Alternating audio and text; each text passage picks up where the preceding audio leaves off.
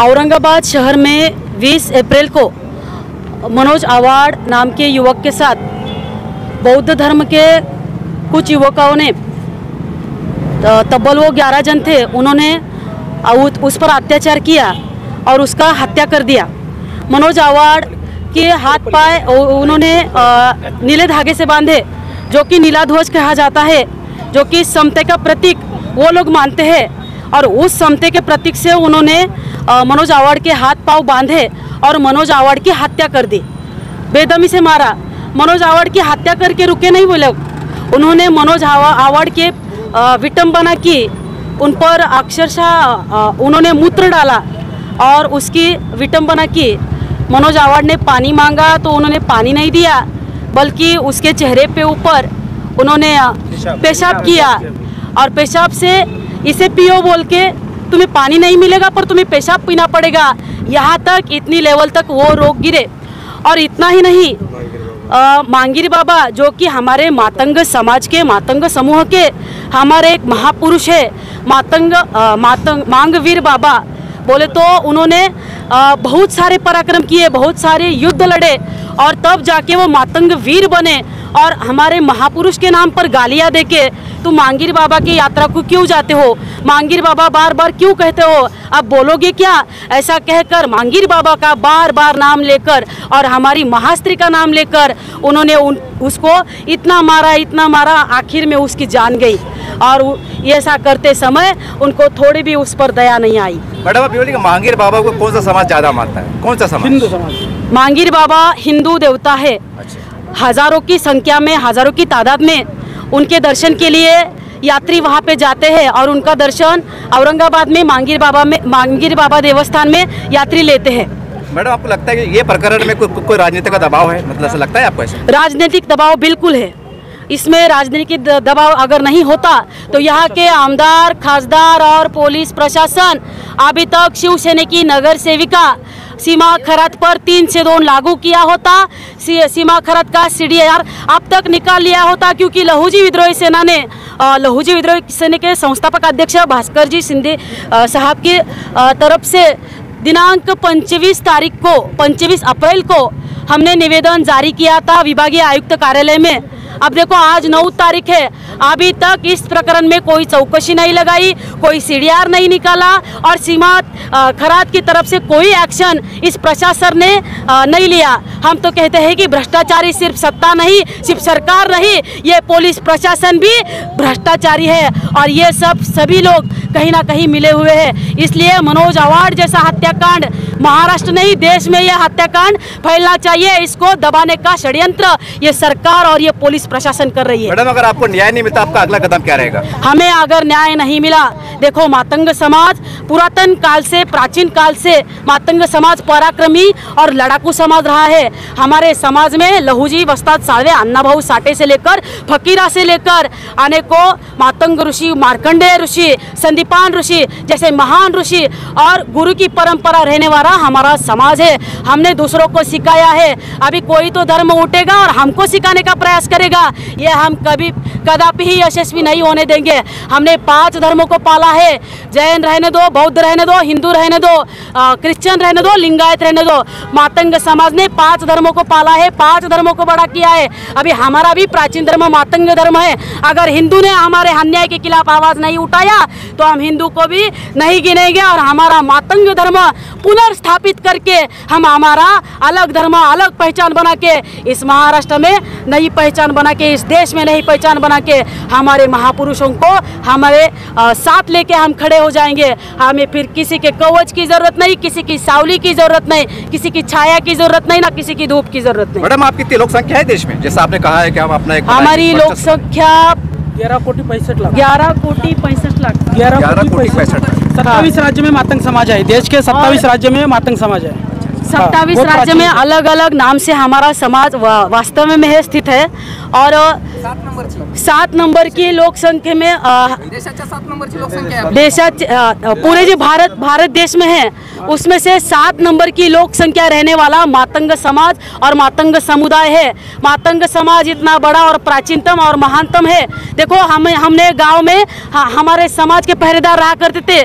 पीढ़ियान पीढ़िया हमारे समाज ने दूसरों की संरक्षण किया है, पूरे गांव का संरक्षण किया है। हमारे लहूजी वस्ताद साळवे ने इस देश का संरक्षण किया है। इंग्रज 150 वर्ष राज करने वाले इंग्रजों को हमारे लहूजी वस्ताद साळवे ने भगाया है और तभी यह देश स्वतंत्र हुआ है।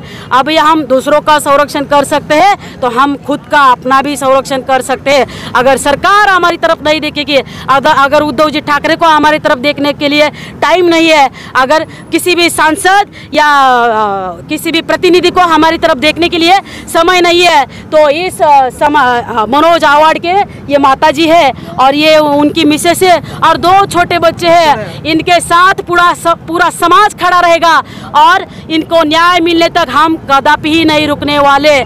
भले हम 10 हो या 10,000 हो या 10 लाख हो या 10 कोटी, पर हमारा ये जली हुई मशाल अब रुकेगी नहीं, अब थमेगी नहीं। हम ऐसे ही लड़ेंगे और हमारी न्याय हमारे इस बच्चों के, इस माता के झोली में हम डाल के ही आपका शुभ नाम बोलिए, पद बोलिए।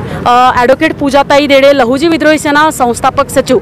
20 तारखेला 20/4/2022 रोजी जी या औरंगाबाद शहरामध्ये या महाराष्ट्राला देशाला काळीमा फासणारी जी घटना, शोषित पीडित वंचित समाजातील हिंदू मातंग समाजाला जे मनोज आवाड यांच्या कुटुंबावर जे काळी छाया पडली, त्याच्या संबंधित मला एकच सांगायचं की या महाराष्ट्र सरकारला की पीडित कुटुंब जे आहे ते अतिशय गरीब आहे आणि यांच्या मनोज आवाड यांना ज्यांनी कोणी मारले ते जे सगळे ओपन धर्मातले आहेत, त्याच्यामध्ये तुप हा ओपन आहे, त्याच्यासोबत आणखीन काही बौद्ध बांधव बी ओपन आहेत, ओपन धर्मातले।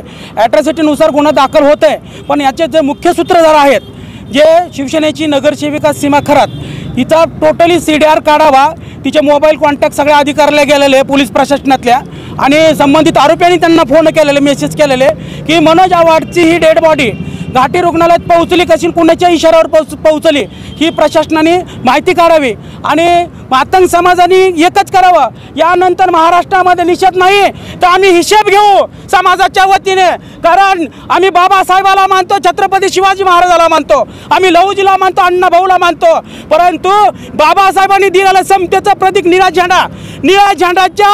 निळ्या झेंड्याच्या रुमालाने मनोज आवाडचे हात बांधलेत।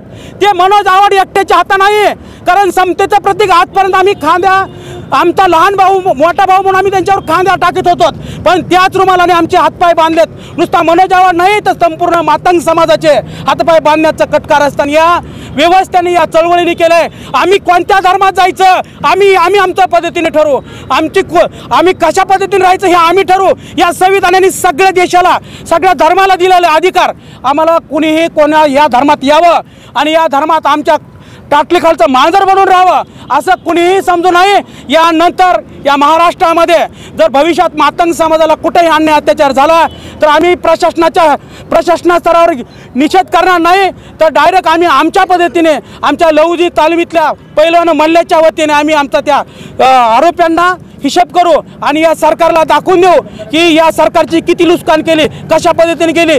जर ही व्यवस्था, जर निळी व्यवस्था या रुमालाने बांधली, ही निळी व्यवस्था जर आमच्यावर लादण्याचं काही कटकारस्थान रचत असेल तर आम्ही त्याला सडेतर उत्तर देण्याची लहुजी विद्रोही सेना आणि तमाम महाराष्ट्रातल्या विविध संघटना ते काम करणार। कारण बाबासाहेबांनी समता दिली, ती सर्व जाती धर्मासाठी दिली। आम्ही बाबासाहेबांचे अनुयायी आहेत, पण ज्यांनी कोणी निळ्या रुमालाने हातपाय बांधले त्यांच्यापर्यंत फुले शाहू आंबेडकर लहुजी पोहोचले नाहीत, असं मी या महाराष्ट्रातल्या तमाम आंबेडकरी चळवळीला सांगतो। आणि महाराष्ट्रातले सर्व नेते मातंग समाजाचे पीडित कुटुंबाला भेटले, न्याय मागण्यासाठी वेदना मोर्चे आंदोलन केले, पण महाराष्ट्रामध्ये डॉक्टर प्रकाश आंबेडकर आणि रामदासजी आठवलेने त्यांच्या घरी भेट देणं हे आमची भेट देणे ही आमची मातंग समाजाची अपेक्षा होती। कारण लहानसहान नेत्यांनी भेट देण्यापेक्षा हे व्यवस्थेतले सगळ्यात मोठे नेते दलित चळवळीचं नेतृत्व करतात। आम्हाला त्यांना असं सांगायचं आहे, जर महाराष्ट्रात एखादा मराठा समाजाने अन्याय केला, हेच अन्याय एखाद्या मराठा समाजाने केला असता तर महाराष्ट्रातले 59 जातीचे नेते तर ते येऊन भेटले होते। आज मातंग समाज महाराष्ट्रात SC मधला दुसऱ्या समाजाचा लोकवर्ग आहे, त्याच्यामुळे येणाऱ्या काळात आमच्या लोकसंख्येच्या प्रमाणे आम्ही हिशेब घेण्यास देणार नाहीत. पीडित कुटुंबाला 1 कोटी आणि 1 घर देण्यात यावं, कारण त्याचे 2 लेकरं आहेत. तो अतिशय गरीब आहे आणि याच्यामध्ये अट्रॉसिटी दाखल होती आहे.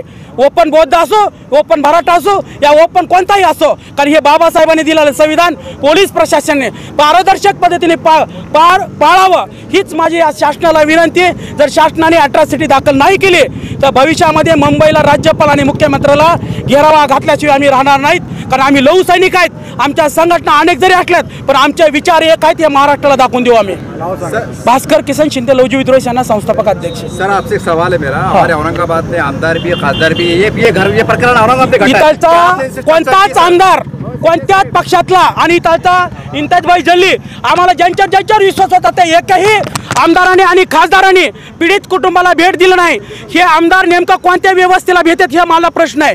जर त्यांच्यावरच सगळं मतदान आणि त्यांच्यावरच जर आमदार होत असतील तर ही दुर्दैवी घटना आहे. कारण त्या आमदाराला आणि इथलच्या खासदारालाही माझं आव्हान आहे, तुम्ही जर या पद्धतीने वागत असताल तर आमचं मुठभर जरी मतदान असत या देशाची सत्ता ढासळाय आम्ही घेणार नाहीत. एवढंच सांगतो. या आमदाराने भेट देणं गरजेचं होतं, इथलच्या खासदाराने भेट देणं गरजेचं होतं. कारण या सत्तेमधला माणूस जर आमच्या एखाद्या वंचित समाजावर अन्याय करत असेल तर या प्रशासनाने आणि या सत्तेतल्या सत्ताधाऱ्याने या वंचित कुटुंबाला न्याय देणं गरजेचं होतं. आमची अशी अपेक्षा आहे.